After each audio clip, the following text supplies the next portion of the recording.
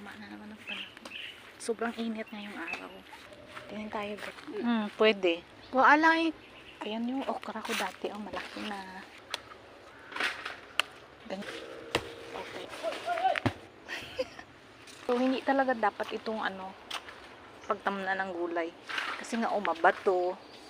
Payat. Ay, wala day sanggat. Dagko siya na no?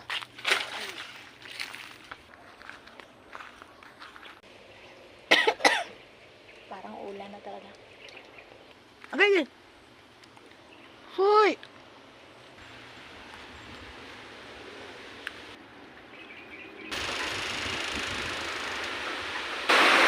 Ang lakas ng ulan tsaka hangin. Nakatakot. Pasok ko na lang siya dito. Flooded. Naputol na sa nga ng durian ko. At least tapos na yung ulan.